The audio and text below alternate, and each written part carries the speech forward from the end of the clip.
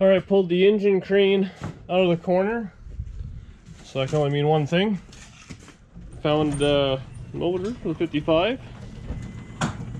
Unfortunately, it's a pile of snow out here and it's cold out. I'll be dealing with this today a little bit, so I managed to get a 454. It's been kind of gone over. It's 30 over. It's going to have high protected pistons, stuff like that's all obviously apart right now. Comes with all new bearings, stuff like that. A set of Merlin, I guess, World product heads have been gone through, valve job, all that sort of stuff. Came with basically everything I'm going to need with it. I only got half the stuff today, but basically I need an intake manifold, the front dress, motor mounts, all that kind of stuff, and a gasket kit, whatever. But once it all goes together, it should be kind of basically like a rebuilt motor, so that'll be pretty good. So unfortunately, I'm gonna have to wrestle with this a little bit in the snow, which is a bit of a pain in the ass. But once I get in the shop there and it's warm, I'll kind of show you guys how it turned out. All right, guys, give you a little update here. So got the motor on the stand.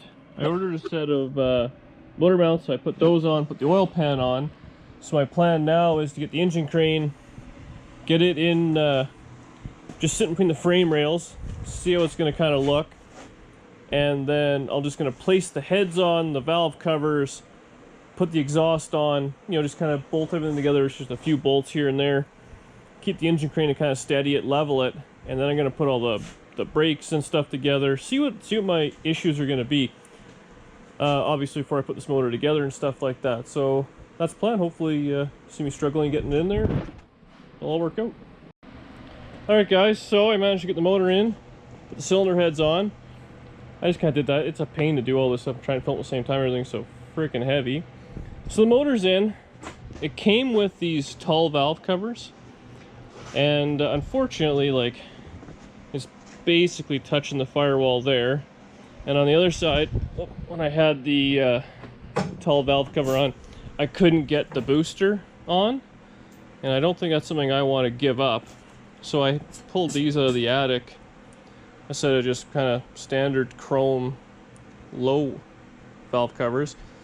So I think if I put those on, it'll get all my clearance issues, which will be quite nice actually, because then I can just kind of scuff everything up, paint it. I gotta check the steering, just double check that. And I have the header on. I don't have any short 3/8 bolts, so unfortunately it's kind of big, but ultimately it'll fit fine with lots of room there. So I gotta, I guess, just see valve train wise, make sure everything will fit under the stock height valve cover, which hopefully it will. It's not, this thing's not gonna be too crazy. And then yeah, everything's kind of working out pretty good. I gotta double check the steering, but the oil pan is so far back, I should have lots of room there. No issues whatsoever. And yeah, and the way these motor mounts are, I got lots of room there. I don't know if it's going to show up in camera, but I can move the motor ahead probably 3/4 of an inch if I had to. So that's always an option. Unfortunately, that won't give me enough room to do this. Otherwise, I would have done that and kept the cool valve covers on. But I mean, the motor's tucked back pretty good. Everything should work out decent. I'm a little concerned. I guess the distributors are a bit of a pain to take out because they're so far back. But I mean, ultimately, it's not terrible. I mean, worst case, I guess. Like there's nothing in here right now, so you'd have the throttle stuff, you'd have a little bit of wiring, and then here would be the wiper motor. So I guess once that's in the way, it might be a bit of a pain. But with no inner fenders and stuff, there's actually going to be a fair bit of room. So I think I'm going to call it for a night. I'm going to call it a victory. Everything's just kind of bolted in there, just hanging. But yeah, it actually turned out pretty good. It went in a lot smoother than I thought. I thought I'd do a lot more cutting to the firewall. So I just got to find out maybe just a little bit there, but it's so little, I might just bash it with a hammer and call her done. But I think that's it for tonight. That's I'll be back at it tomorrow. Alright guys, so the wheels have kind of come off. I put a transmission. I had a Turbo 350 trans, so I ended up putting that in there just so it, you know, to kind of mock everything in. Obviously nothing's permanent right now. But so I got the headers on. They actually go not too bad. They fit around everything better than I kind of thought. The with these tall valve covers, they're bashing. These aren't even on properly on the firewall for sure. So I'm fighting it out. I have, like I said, I don't know if you can see right in here where the motor mount is. The motor is set back probably about 3/4 of an inch, so I could pull it ahead which would get me some room and kind of take care of that and basically leave the firewall intact.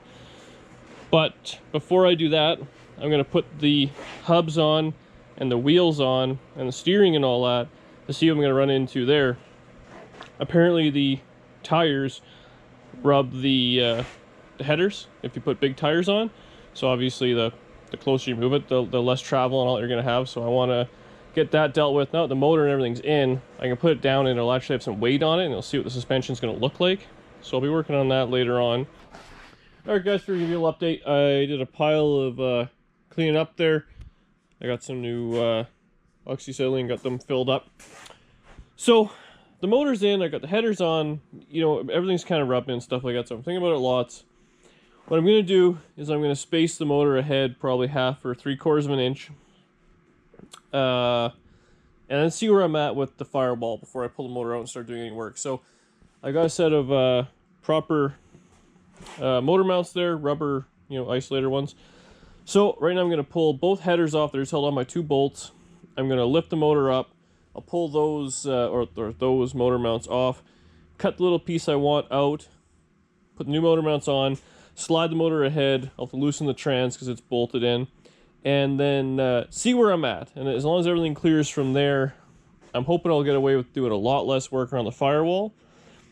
The problem's going to be around here. I'm going to run into clearance issues on the header. So my plan with that is going to be get the motor I want it, bolt it all down, bolt the head down, bolt the headers on, get everything ready to go. And then I got to do something either with a come along or maybe a porta power against this header and then start heating up all the tubes and see if I can just fold it back a few inches. Because there's got to be 2-3 inches there.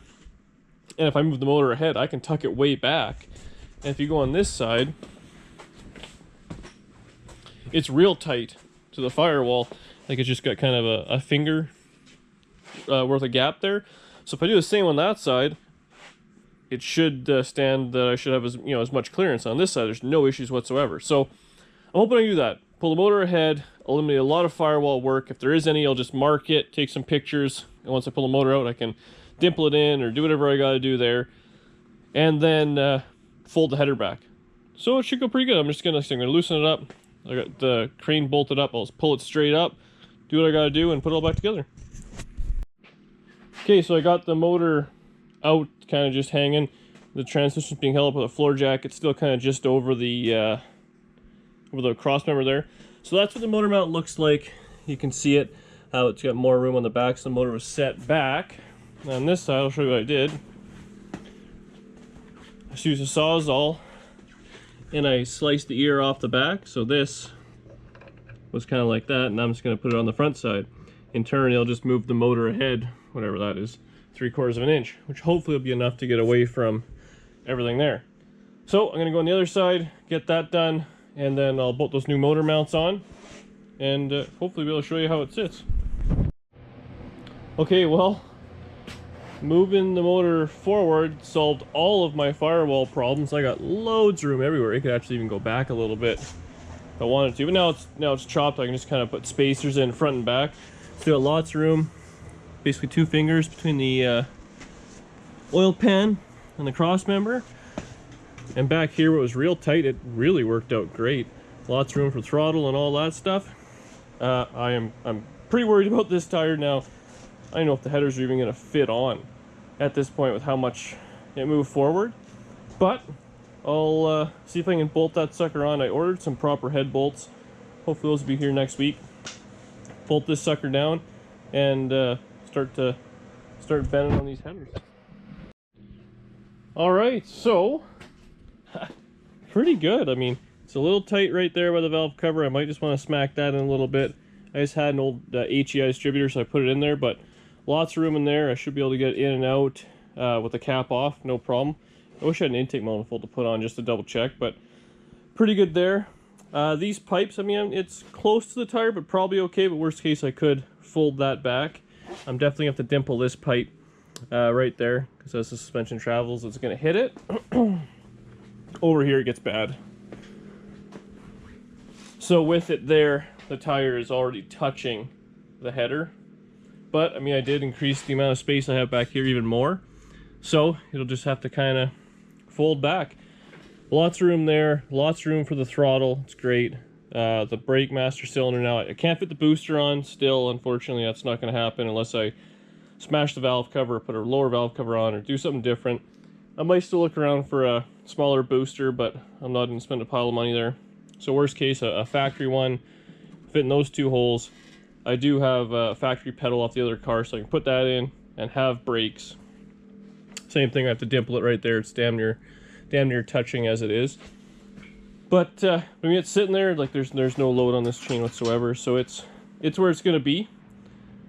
I mean, it's not quite as crazy as I thought it was gonna be. I guess I'm compromising by moving the motor forward, which a lot of guys want to push it back, I guess, for the weight and all that, being, you know, help with the weight bias of the car. Big iron-headed big block all the way up front probably isn't the best, but it is what it is. So that's that. I mean, it'll be a little tight. Like, this is where the factory cross member would be, so once you have your balancer and all that on, there's not going to be a whole lot for a fan, but since I'm not going to run that, I can put that pretty much anywhere I want. And, you know, with the tilt front end, it should be pretty good. So I'm going to keep hacking away at it. I might mark a little bit on the firewall, take a bunch of pictures just so when the motor's out, I'll know exactly where it was, which is good. But like I said, next step, probably tomorrow or the day after, I'll see if I can get my old man over and we can heat this up, kind of tag team it, try and fold it back a little. And I just gotta get some bolts, I guess, for the head so it's all bolted down properly. But yeah, every day's a little bit better.